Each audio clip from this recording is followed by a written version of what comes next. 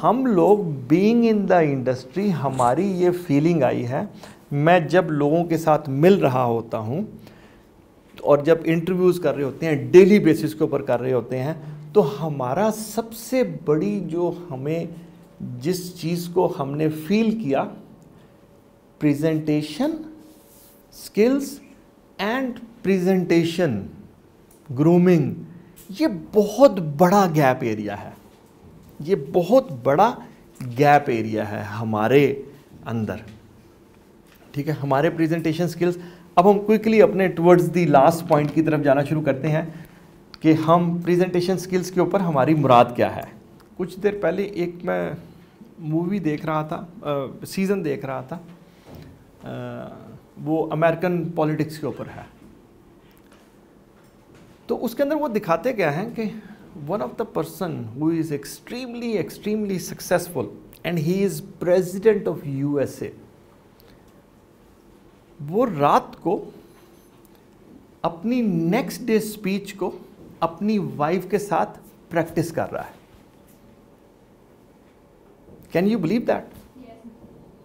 वो अपनी वाइफ के साथ अपनी प्रेजेंटेशन जो नेक्स्ट डे होनी है उसको प्रिपेयर कर रहा है, बोल रहा है सारे का सारा। उसको कह रहा है मैं यूँ बोलूँगा, तुम आगे से मुझे काउंटर क्वेश्चन करना, फिर मैं बोलूँगा तो तुम्हारे जहन में जो कुछ आ रहा है तुम बोलते जाना। And they are practice practice practice practice practice. जो हमारी आजकल ये जो हमारी 20th सेंचुरी जो हमारी चल रही है, इसका बेस्ट स्पीकर आपको पता है दुनिया में आज तक किसको बोला जा रहा है वेस्ट के अंदर? जिसको कहते हैं कि वो इस दुनिया का, इस वाली सेंचुरी का, जिसको वो कहते हैं टॉप रेटेड है, स्टीव जॉब्स। उसको अब जब आपके पास टाइम हो, मैं आपको बार बार कहूँगा उसकी प्रेजेंटेशंस को, उसकी स्पीचेस को बार बार सुनिएगा। It is amazing, it is amazing. तो हम कहाँ से स्टार्ट हुए कि जो अमेजिंग किस्म के हायर पोजीशंस के ऊपर लोग बैठे हुए हैं वो भी अपनी प्रेजेंटेशंस को प्रैक्टिस करते हैं। अच्छा, उसके पीछे आपको रीज़न पता क्या है?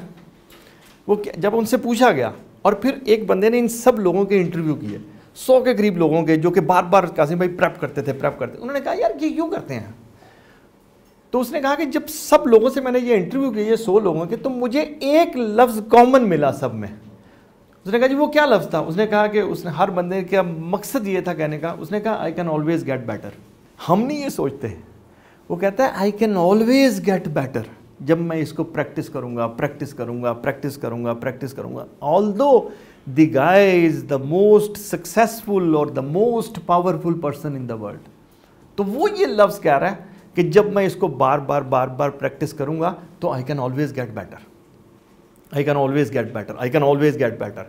अच्छा, हम लोग कैसे करते हैं? नो, हम अपने पेपर वाले दिन, जो अगले दिन क्वेश्चन आना होता है, हम उस बुक का ट्राई करते हैं कि इसको कोई 5, 6, 7, 8 मरतबा कोई रटा छटा लगा के इसको कुछ करा लें, लेकिन हम ये नहीं कर रहे होते। हम उसके लिए कोई ऐसी कोई ख़ास तैयारी नहीं कर रहे होते हैं। तो जब हम प्रेजेंटेशन स्किल्स, जब आप प्रेजेंटेशन देने के लिए जा रहे होते हैं, तो इसके अंदर जो मैंने आपको एक बात बोली कि I can always get better, इस माइंड सेट को अपने अंदर लेकर आएँ कि I can always get better, I can always get better, let's practice, let's practice, let's practice. और जब आप बार बार प्रैक्टिस कर रहे होंगे तो new things will keep on opening up, new things will keep on opening up. तो ये आपके अंदर आ रही होंगी। एक स्टडी थी जिसको आप उसके ऊपर जाएंगे तो आपको मिल जाएगी फौरी तौर पे, जिसको वो कहते थे कि डनिंग क्रूगर इफेक्ट। ये एक इंटरनेशनल स्टडी है। तो उन्होंने कहा कि people who are mediocre at certain things, mediocre समझ गए? People who are mediocre at certain things often think they are better than they actually are. ठीक है, तो इस चीज़ को, ये थोड़ी देर के लिए आपको बुरी लगेगी, लेकिन रियलिटी यही है कि जो इंसान अपने अंदर, जो एक मीडियोकर इंसान है, वो क्या कह रहा होता है? वो बार बार यही कह रहा होता है, उन्होंने ज़रूरत नहीं है कि मैंने, मैं ठीक है यार, तो मैं बिल्कुल ठीक है, ठीक है। अब जो मोस्ट सक्सेसफुल लोग हैं वो क्या कह रहे हैं, I can always get better. ये जो पर्सनैलिटी होती है, ये जो प्रेजेंटेशन स्किल्स होती हैं, ये जो ग्रूमिंग स्किल्स होते हैं, ये जब आप पहले दिन कहीं पे अपना कहीं पे वाइवा देने जा रहे हैं या अपना कहीं पे पहला इंटरव्यू देने जा रहे हैं, तो आपको उस दिन पता लगेगा, आपको उस दिन पता लगेगा कि ये इसकी इंपॉर्टेंस क्या है। तो उसने क्या कहा कि ये जो मीडियोकर लोग हैं ये सोच रहे होते हैं, और इसका रिजल्ट क्या निकलता है, ये जो मीडियोकर लोग होते हैं, बिलीव यू मी, ये इस दुनिया से एज ए मीडियोकर ही चले जाएंगे, ना ये ग्रो करेंगे ना ये इंप्रूव करेंगे। तो सबसे पहले इस माइंड सेट को आपने क्रॉस करना है, ठीक है जी, कि मैनू पता है, ये आपको पता है ना, ये बहुत ज़्यादा ओ मैनू पता है यार, छाड़ परे मैं कर लवांगा जी, ठीक है। ये मीडियोकर लोगों का ये कॉन्सेप्ट होता है।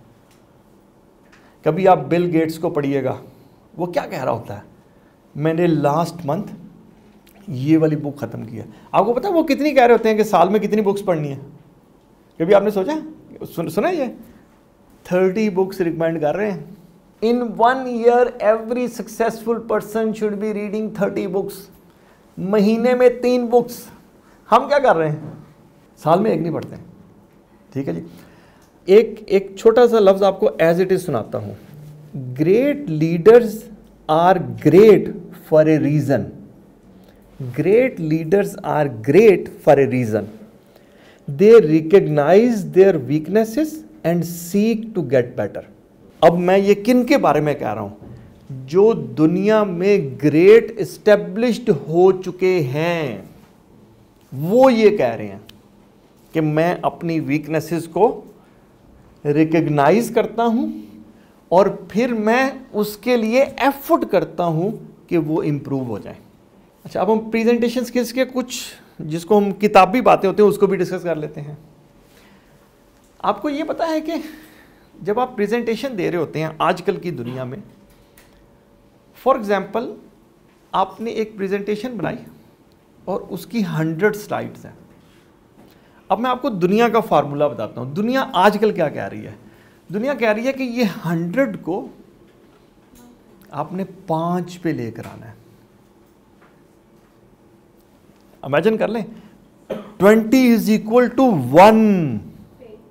ये अब आपके यहाँ पे स्किल सेट आपका सामने आएगा कि अब जब मैं कासिम भाई की जब मैं वीडियोस देखता होता था ना, तो यहाँ पे जब वो स्लाइड आती होती थी तो वो स्लाइड को क्या कर रहे होते थे, अगर ये चाहें तो उस स्लाइड को खींच के 50 पे भी ले जाएंगे, लेकिन वो एक स्लाइड जो है बिलीव यू मी 20-30 स्लाइड्स की इक्वल होती थी कि वो स्लाइड्स ऐसी बनेगी, ऐसी वो स्लाइड्स बनेगी जो स्लाइड्स जो है वो आपको 20 का नॉलेज कम्युनिकेट कर जाएगी, 20 का नॉलेज कम्युनिकेट कर जाएगी।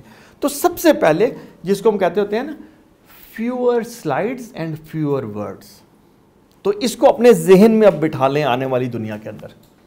Fewer slides fewer words. दुनिया में जो इस वक्त बड़ी बड़ी स्पीचेस या प्रेजेंटेशंस जिनको टॉप रेटेड कहा जाता है, उसके अंदर एक आपको पता है एक बड़ा मशहूर एक स्पीच थी जिसको वो कहते हैं गेटिसबर्ग एड्रेस। 272 वर्ड्स का टोटल एड्रेस था। 272 वर्ड्स बोल रहा हूं आपको गेटिस, और आपने ये जाके सबने पढ़ना है। It is amazing. Abraham Lincoln ने ये स्पीच की थी, कब की थी, जब ये civil war was towards the end in US. तो वो उसको वो कहते हैं गेटिसबर्ग एड्रेस। आप गूगल पे डालेंगे ना, अगर आपने गेटिस GETTS अभी इधर पहुंचेंगे ना तो सामने आ जाएगा गेटिसबर्ग एड्रेस। तो इसकी इतनी वो फेमस है। अब आपको उस गेटिसबर्ग एड्रेस जो था वो 272 वर्ड्स में, और उसको आज की दुनिया में वर्ल्ड्स बेस्ट एड्रेस आज कह रहे हैं। और आपको पता नहीं ये कब का वाकया, 1863। अब मैं आपको उस स्पीच के ना लास्ट 29 वर्ड्स बताता हूं, उस 272 के लास्ट 29 वर्ड्स।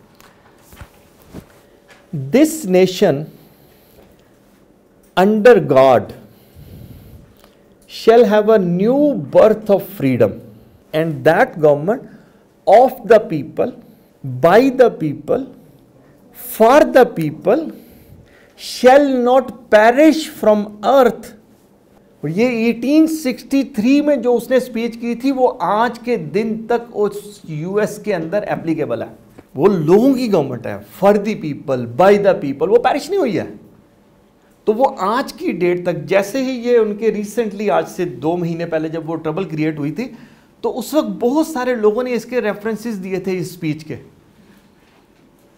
कि अमेरिका ग्रेट को उन्होंने क्यों, उन्होंने यही इसलिए बोला, उन्होंने इस स्पीच की वर्डिंग्स बोली थी कि हम इसके अगेंस्ट जा रहे हैं, what the Trump is trying to do, हम इस स्पीच के अगेंस्ट, हम अपनी उस 1863 1963, तो हम वो जो हमारे बीच में तकरीबन 150 साल पहले जो स्पीच हुई थी, हम उसके अगेंस्ट जा रहे हैं। ठीक है, तो अब हम अपनी वही पुरानी वाली फ्यूअर वर्ड्स फ्यूअर स्लाइड्स। ठीक है जी, वो लंबा चौड़ा लिखने में कुछ नहीं लिखा हुआ। अब आपने देखना क्या है कि आप कैसे उस एक स्लाइड के अंदर, अब आपको मजे की बात बताऊं, इसका मकसद क्या था। हम जब अपनी स्लाइड्स को, आपने यहाँ पे 100 स्लाइड्स दिखानी है ना, believe you me, after 5 slides और 7 स्लाइड्स वो कहते होते हैं 30% इज़ ऑफ, और फिर उसके बाद 15वीं स्लाइड में आएंगे तो 50% इज़ ऑफ, और आखिर में कौन रह जाता है, जो दे रहा होता है बस, बाकी कोई नहीं होते उधर, बाकी सब जा निकल चुके होते हैं वहाँ से, आखिर में एक ही बंदा रह जाता है। तो अगर आप उसको 5 स्लाइड्स में ले आएंगे तो क्या होगा, तो फ्यूअर वर्ड्स फ्यूअर स्लाइड्स।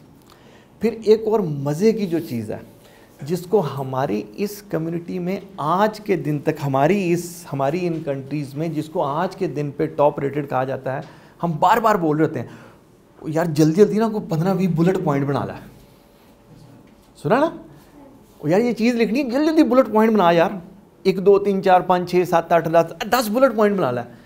अच्छा, जब भी आप बुलेट पॉइंट बनाएंगे, बिलीव यू मी, आप बुलेट पॉइंट बना लें, अगर आपको किसी बुलेट पॉइंट बना के किसी और को कहिएगा यार इसको ज़रा पढ़ना, तो वो कहेगा कुछ नहीं समझ आया भाई। बुलेट पॉइंट का कॉन्सेप्ट दुनिया से ख़त्म हो रहा है, ख़त्म हो चुका है। वेस्ट में कोई बुलेट पॉइंट का कॉन्सेप्ट नहीं है। उसको वो कैसे कहते हैं, bullet points are least effective way to get your point across. ये दुनिया में इस्टेब्लिश हो चुका है, इस चीज़ को जहन में रखिएगा, it is established in the world. जब भी आप बुलेट पॉइंट्स के थ्रू किसी इंफॉर्मेशन को देते हैं, तो 3 दिन बाद उसका 10% जो है ना वो याद रहेगा। 3 दिन बाद 10% याद रहेगा। अब आप सोचें, आपने बुलेट पॉइंट्स की बजाय वहां पे वो दे दिया तो क्या होगा। अब उसको वो किसके साथ रिप्लेस कर रहे हैं, वो कह रहे हैं Steve jobs rarely used text and bullets, rarely in his life.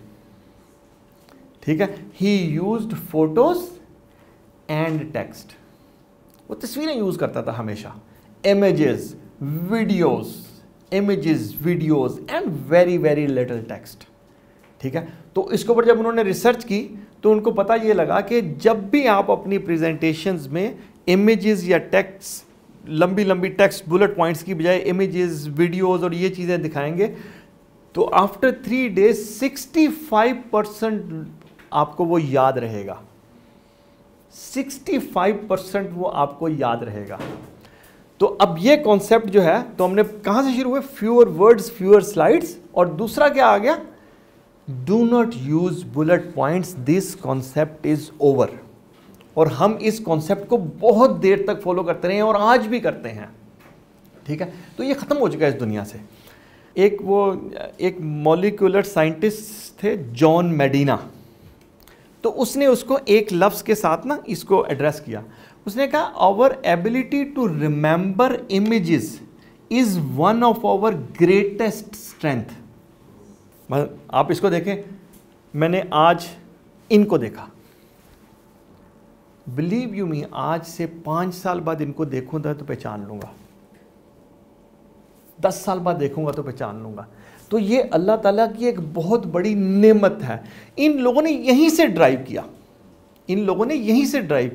कि कि यार ये जो इमेजेस हैं ये बहुत ज़्यादा उसको वो करेंगे। थर्ड एक और जो इसके अंदर आता है, इसको हम कहते होते हैं enhance your vocal delivery. Vocal delivery का मतलब क्या होता है कि इसको अगर मैं सिंपली वेरी क्विकली एक वर्ड्स में एक्सप्लेन करूं तो इसका मतलब क्या होता है कि मैंने आपको एक मैसेज देना था, उसको हम यूँ कह लेते हैं, मैं आज आपको ये बताने के लिए आया हूँ कि शाम को 7:30 बजे एक हमने इन्फॉर्मेशन पास ऑन करनी है और वो हम आपको कर देंगे। तो इंशाल्लाह वो इन्फॉर्मेशन ये थी कि यहाँ पे ये हुआ था, थैंक यू वेरी मच। ठीक है, तो क्या हुआ, तो जो मेरी वोकल डिलीवरी थी ना उसके अंदर कुछ नहीं है। मैंने ना ही आप में से किसी को कुछ रिट्रैक्ट किया, कुछ किया। मुझे ये चाहिए था कि मैं सिंपली एक पेपर के ऊपर लिखता और उसको डिस्ट्रीब्यूट करवा देता, मुझे कोई देने की ज़रूरत नहीं थी। ठीक है, वोकल डिलीवरी को एनहेंस करने का मतलब क्या होता है, आपका पेस, आपकी पिच, आपकी वॉल्यूम, ये यूं चलेगी। अच्छा, ये सारी चीज़ें कैसे आती हैं? Practice practice practice practice. आपको कर करके पता चलेगा कि मेरी वोकल डिलीवरी को एनहेंस कैसे किया जाएगा। जैसे हम कहते होते हैं ना कि वो कहते हैं जब भी आप किसी की पॉइंट को एक्सप्लेन करने लगते हैं तो हमेशा लोग वहाँ पे कहते होते हैं यार थोड़ी जी आवाज़ ऊँची कर ली उस्ताद, इतने जाके सुना ना थोड़ी यार की मैसेज आएगा वे। तो इसको अगर हम पंजाबी में डिस्कस करने के, इसका मतलब ये होता है, तो वो आपने अपनी पिच को, आपने अपने पेस को एडजस्टमेंट करनी होती है। और जब भी आप इन ग्रेट लीडर्स की, आप आज अभी जाके कासिम भाई की एक स्पीच सुन लें, वो यूं चल रही होगी। जब इनका की मैसेज आएगा तो ये वहाँ पे देखिएगा कि कैसे अपनी टोन को चेंज करेंगे। और जहाँ पे इन्होंने उसको स्लो डाउन करना होगा, जी स्लो डाउन कर लें जी, यहाँ पे एक नॉर्मल से मैसेज चल रहा है। तो ये सारी चीज़ें, तो इसका मतलब ये होता है। एंड देन एक वो कहते होते हैं create wow moments, create wow moments. इसमें एक बड़ा मज़ेदार चीज़ थी, ये जो आपने सुना होगा ना बिल मेलिंडा गेट्स फाउंडेशन, बहुत बड़ी फाउंडेशन है, ये मलेरिया के लिए ये ओरिजिनली इस्टेब्लिश हुई थी। तो जब इन्होंने इसको कंट्रोल कर लिया ना, और बड़ी हद तक दुनिया में इसको कंट्रोल कर लिया, तो ये 2008 या 9 की बात है, यस 9 की या 8 या 9 की बात है। ये कासिम भाई एक स्पीच देने आया, तो इसने उस स्पीच के अंदर ना ये अपने साथ एक जार लेकर आया हुआ था।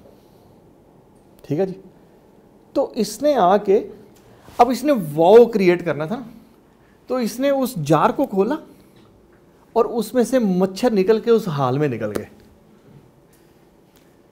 तो उसने कहा कि ये बेसिकली ये डिसइंफेक्टेड हैं, लेकिन मैं आपको वो बताने के लिए क्या आया था कि हमने ये अचीव कर लिया है। अब कोई बंदा जो जितना बड़ा ऑडियंस बैठा था उसके जहन में भी नहीं आ सकता था कि ये बिल गेट्स आ गए ये वाली है। तो इसको, ये मैंने आपको एग्जांपल के तौर पे बताया कि create the wow factors, but those needs to be extremely relevant. अब वहाँ पे जाके आप एक चीज़ के ऊपर ये डिस्कशन करने के लिए गए हुए और वहाँ पे जाके आप उसको कहें जी मैं थानू आज लतीफ़ा सुनाना जी खान साहब ना की होया सी, तो ये नहीं मैं आपको करने के लिए कह रहा। ठीक है, there has to be a link, there has to be a relevance, जो आपने वाओ फैक्टर को, अब आपको ये देखना पड़ेगा कि मेरा आज के इस टॉपिक में वाओ फैक्टर कैसे आ सकता है।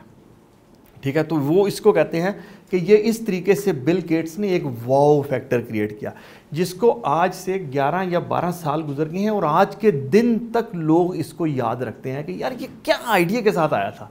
इसने अपने बिल मेलिंडा गेट्स फाउंडेशन को वो करने के लिए कि ये हम ये कर रहे हैं, तो मैं आज आपको ये दिखाने के लिए आया। ठीक है, एक्स्ट्रा ऑर्डिनरी मैसेज, तो वो वाओ क्रिएट हो गया।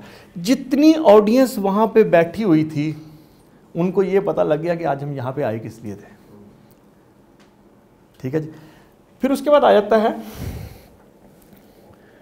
जो मैंने बार बार हम एक जो रिहर्सल, आप दुनिया के किसी बंदे से पूछ लें, वो बार बार एक चीज़ को एम्फसाइज कर रहा है, प्रैक्टिस प्रैक्टिस प्रैक्टिस प्रैक्टिस। तो हमने ऊपर जितनी चीज़ें हम ये इसके इर्द गिर्द घूम रही हैं, ये इसके इर्द गिर्द घूम रही हैं। ग्रूमिंग जो है, इससे आपने कभी सोचा इसका मतलब क्या है? अब हम थोड़ा सा इसको हट के, हम एक बंदा कहीं पे जा रहा है तो उससे मुराद क्या है, एक लफ्ज़ को समझने की कोशिश कीजिएगा और ये आपको बड़ा quickly you will understand from the Google and everything. वो कहते होते हैं कि learn the difference between formal, informal and casual. Learn the difference between formal, informal and casual. ठीक है जी। अच्छा, ये बहुत इंपॉर्टेंट है, ये बहुत इंपॉर्टेंट है।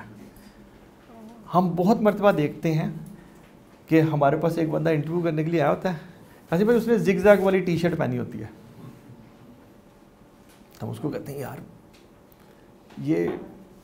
ये कैसी, तो वो एक तो इसको अपने जहन में इसको अपने एनग्रेव्ड करना है, लर्न द डिफरेंस ऑफ, और ये आपको पूरे इमेजेस के साथ नजर आएगा कि who is formal, who is informal, who is casual. तो इन सारी चीज़ों को आपने, फिर एक और चीज़ को देखिएगा, आपने देखा होगा कि हमारे वर्बल और written communication, they both are extremely important, verbal and written communication. Generally हमारे इस माशरे में वर्बल को बहुत ज़्यादा एम्फेसाइज किया जा रहा है। Believe you me, in your career when you are at a higher position, the written is the key. Verbal तो है ही है ना, वो तो आपकी चल ही रही थी साथ साथ। तो ये भी एक बहुत बड़ा आर्ट है इसको करने का कि जी हमने इसको किस तरीके से, जैसे हमने पहले एक बात कही थी, बुक रीडिंग कैसे बेहतर होती हैं ये सारी चीज़ें, ये बुक रीडिंग से बेहतर होती हैं, बुक रीडिंग से बेहतर होती हैं, डिस्कशंस के साथ बेहतर होती हैं। तो जनरली अगर मैं आपको, if I were to talk about the general groomings, मैंने उस दिन कासिम भाई लास्ट वीक मेरे पास आए तो मैंने इनको कहा कि मैंने आपको 2 लड़कों से मिलवाना है। वो थोड़ा सा टाइम लेट था तो मैंने मिलवाना 5-6 से था, मैंने कहा मैं आपको 2 लड़कों से मिलवाता हूँ। अच्छा, उन 2 लड़कों के अंदर क्या था, हमारे जो CEO हैं उन्होंने आके कहा कि जी हम एक MTO प्रोग्राम्स जो है जिसके अंदर हम मैनेजमेंट ट्रेनिंग ऑफिसर्स को हायर करेंगे फ्रॉम डिफरेंट यूनिवर्सिटीज़, और उसको कॉरपोरेट ऑफिस 6 मंथ के लिए अपने पास रखेगा for presentation skills, for learning, presentations, everything, language efficiencies, हर चीज़ के ऊपर उसके एम्फसाइज किया जाएगा। And they did a splendid job. और आफ्टर 6 मंथ्स उन्होंने उन 12 लोगों को मुख्तलिफ बिजनेस यूनिट्स को एलोकेट कर दिया कि हमने इनको बड़ी मेहनत की है यार, आप इनको लेके चले ज़रा, जो कासिम भाई ये जो सारी एक्टिविटी कर रहे हैं। तो उन्होंने पूरे 6 महीने एवरी डे उस एक्टिविटी को परफॉर्म किया। तो जब उस एक्टिविटी को परफॉर्म किया तो उसमें से 4-5 लोग जो हैं वो जिस बिजनेस यूनिट्स को मैं देखता था उसको दे दिए गए। ठीक है, हमने आगे उनको उनकी रिस्पॉन्सिबिलिटीज़ पे लगा दिया। वो after approximately 3 years right now they have gained 2 promotions and they are on their track to become the account head। और हमारी पूरी ऑर्गेनाइजेशन में एक बात बोली जा रही है कि ये लोग जो हैं ये हमारे फ्यूचर लीडर्स हैं। बिलीव यू मी, मैं आप लोगों को उनकी डे 1 की तस्वीर और आज की तस्वीर दिखाऊं and you guys will be shocked what has happened. तो मैंने उन 2 लड़कों को बुला के कासिम भाई को उनसे मिलवाया। मैंने कहा ये 2 लड़के थे, ये हमारे पास आए।